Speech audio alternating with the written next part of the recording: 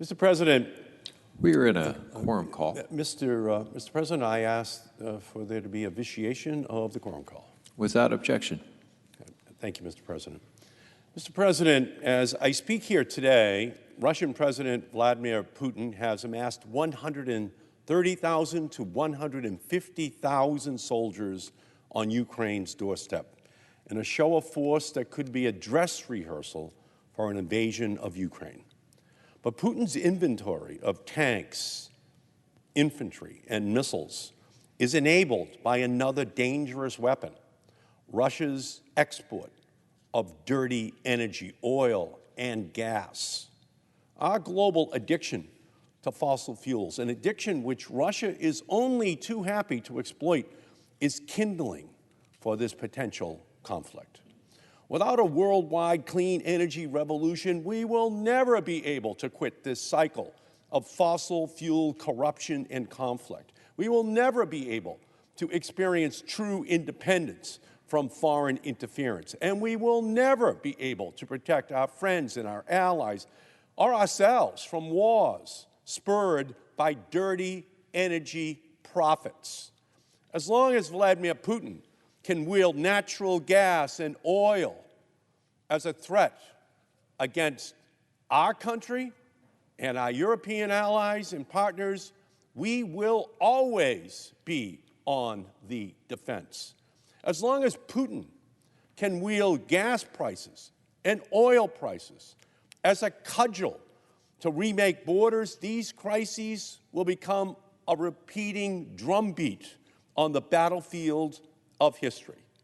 As long as Putin can rely on global economic systems that are dominated by dirty fossil fuels instead of clean, renewable energy, we will all remain vulnerable. The most effective way to reduce the long-term security threat to Ukraine and to Europe and to sovereign nations everywhere is to stop the spigot that puts billions of euros and dollars into the hands of Vladimir Putin and his oligarch cronies in return for dirty fuels. In 2021, more than 36% of Russia's federal budget revenues came from oil and gas sales. This could fund annual Russian military activities more than twice over. The United States itself participates in these dirty profits. 7% of our oil imports come from Russia. We send billions of dollars a year to Putin, to those oil giants in Russia. We do it ourselves. Since 2015, Russia has used these oil and gas revenues to expand its currency reserves to $631 billion, the fourth largest reserve in the world. Why does this matter? Because the massive revenue chest dilutes the impact of non-military options to respond to Russia's aggression. President Joe Biden is right to seek a diplomatic off-ramp to the current crisis over Ukraine. This crisis has no military solution, but a long-term solution has to include a comprehensive strategy that ends the globe's deadly addiction to Russian fossil fuels. That strategy will only happen through an American-led clean energy revolution that frees the West from dependence on Putin's pipelines. Many of my Republican colleagues think that the only way to address energy security is by building more pipelines or drilling for more oil and gas. That is just plain wrong. Instead of doubling down on investments that align with Russia's dirty energy business model, we must lean into the innovation of clean energy technologies to fight against Russia. That is our competitive and strategic edge. Their vulnerability is that we are the technological giant of the planet, but we have to act like that, implement policies that reflect the fact that we are the technological giant. My Republican colleagues often come to the floor and attribute their fealty to oil and gas as a quest for energy security and independence, when we know their calls for more domestic drilling are nothing more than a ploy for profits by the big oil companies. While families and workers are getting tipped upside down at the gasoline pump every single day, oil companies are stuffing billions into their pockets. Exxon, Conoco, Chevron made more than $45 billion in profits last year as gas prices increased by more than 40%. Republicans call these price increases supply constraints and incorrectly blame President Biden's energy policies. But here are the actual facts. Daily domestic oil production remained constant between 2020 and 2021 at 12 million barrels of oil a day. We are producing as much today in the Biden administration as we were producing during the Trump administration. So I just don't want to continue to hear this from the Republican side. What they're saying is not true. Here are some more facts that the American Petroleum Institute, or the American Prevarication Institute, and my Republican colleagues seem to omit. In 2021, 3 million of those 12 million barrels were exported to foreign countries. Let me say that again. Of the 12 million barrels of oil that we actually drill for here in the United States, 3 million of those barrels were exported around the world. Who wanted to export those barrels of oil? The American Petroleum Institute. And we're exporting them abroad because in 2015, Republicans voted to end the decades-long export ban on sending oil overseas. It was their votes that paved the way to send American oil overseas. It was their votes that align with the American Petroleum Institute that results today in 3 million barrels of oil a day leaving the United States. As we see these crocodile tears about oil imports and exports from the American Petroleum Institute, from the Republican Party. So you can't say out of one side of your mouth, energy independence, but out of the other side, export, baby, export. That's what the Republican Party has stood for. That's what the American Petroleum Institute advocated for and got as a new American policy after 4 decades in 2015. And the more oil we drill for here at home, the more likely big oil will sell American consumers out to the highest bidder abroad for our oil. Republicans owe Americans at the pump an apology for putting us in this situation. We cannot support a business model where big oil drills for energy in the United States only to sell that product to China at the expense of the American consumer. In November of 2020, I requested a federal report that revealed that the repeal of the 2015 crude oil export ban increased U.S. crude exports while imports remained largely unchanged and resulted in higher oil costs. The first step to true energy independence is to reinstate the ban on exporting American crude oil and natural gas abroad. The other step must be equally aggressive. Aggressive in investments in clean energy, in wind and solar, and all-electric vehicles, and battery storage technologies, and new metals, new inventions, so that we don't have to import that oil from Russia or from any other place in the world, so that we can break our addiction to the Russian oil that comes into our country right now, even as we speak on the floor of the United States Senate, because that hurts American working families. It hurts vulnerable communities in our country.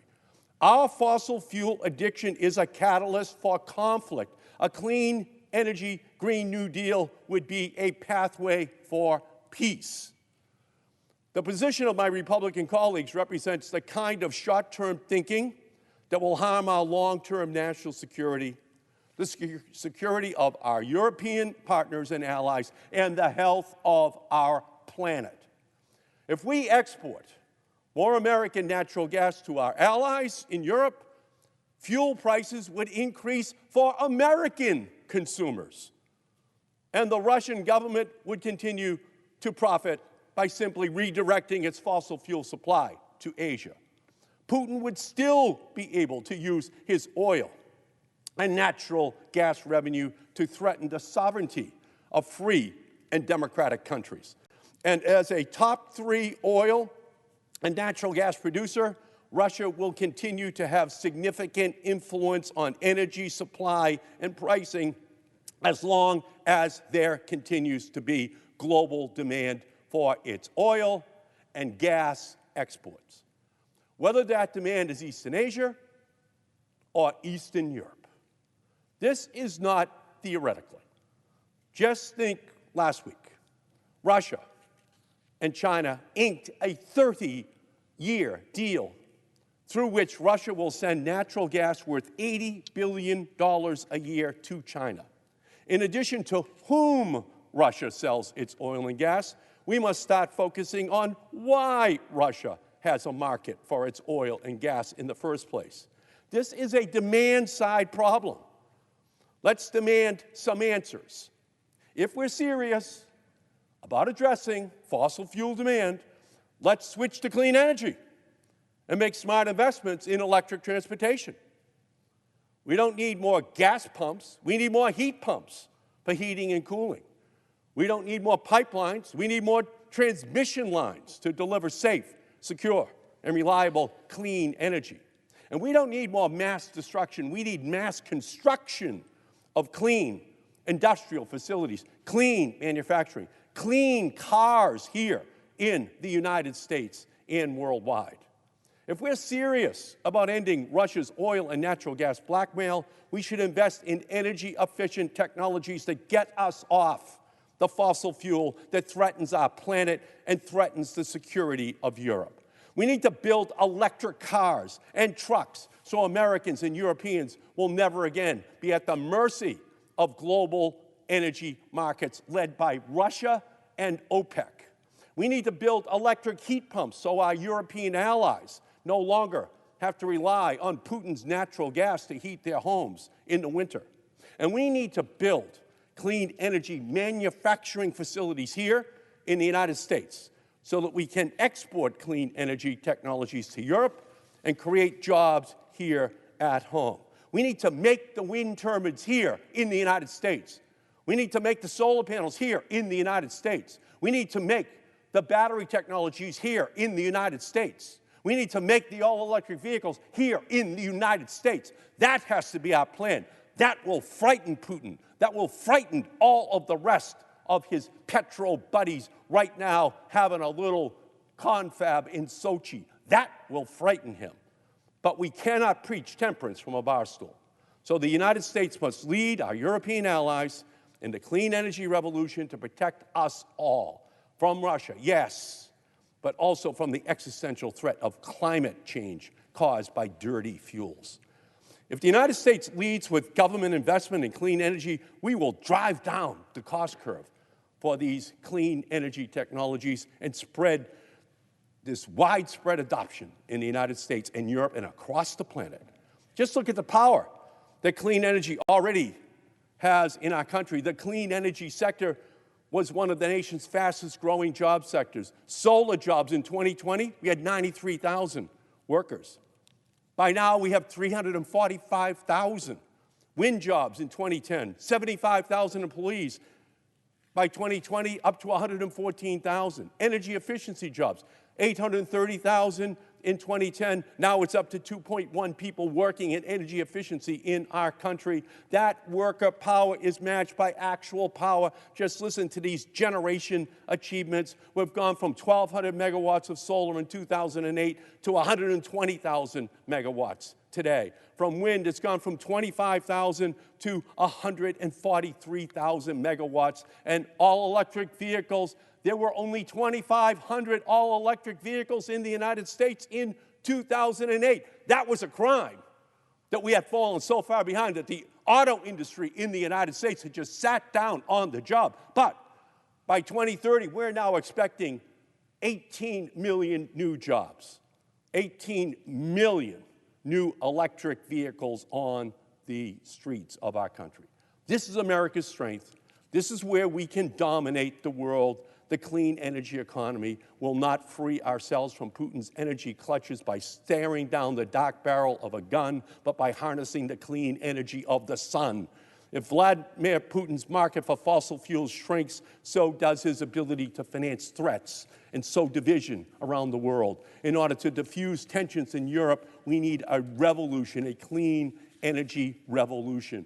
Our wind turbines are weapons against Russia's pipelines. Our solar panels are shields against Siberian oil. Together with the EU's European Green Deal, that's how we will fight and win the clean energy revolution that will finally disarm Putin's dirty regime. Our first step is to pass the climate justice and clean energy provisions from the Build Back Better bill. That $555 billion investment includes tax credits and rebates in clean energy, heat pumps, all-electric vehicles, advanced domestic manufacturing, wind and solar, which will help be made in America. A clean economy will be created. And those credits, coupled with technology-neutral climate and clean energy bank that will help finance the clean economy, and a civilian climate corps, which will train the next generation of young people and workers to bring jobs and justice to our local communities. We need to deploy one of our greatest assets against Putin, American ingenuity and the American workforce, a well-trained, well-paid battalion of American workers who will build our clean energy revolution with jobs that cannot be outsourced. And this clean energy revolution is worth fighting for. And I know that we can do it. And now we need to build on the past 12 years of domestic clean energy success and help build European economies so that no longer they have to rely on Vladimir Putin to heat their homes and power their cars. The United States imports Russian oil. Europe imports Russian gas. What if instead we exported climate innovation and leadership to the world? That's the clean energy revolution that could stem the possibility of war and climate catastrophe. We don't need Russia's oil any more than we need Russia's caviar if we are serious in our country. We need a new NATO that comes together and forges an alliance to deploy all-electric vehicles, to deploy wind and solar, so we back out the oil and gas, not only in Europe, not only in the United States, but all around the world that we use. This is our moment. We have a chance here in the United States Senate to respond, but I just don't want to hear anything more from the American Petroleum Institute, the American Prevarication Institute. Their policies are the ones that we're living with today. Those are the policies that must change. That's the only way in which we can meet this healthcare, environmental, national security, and moral issue of all time. And if we do it, generations in the future will look back and say that we responded to that challenge. Thank you, Mr. President, and I yield back.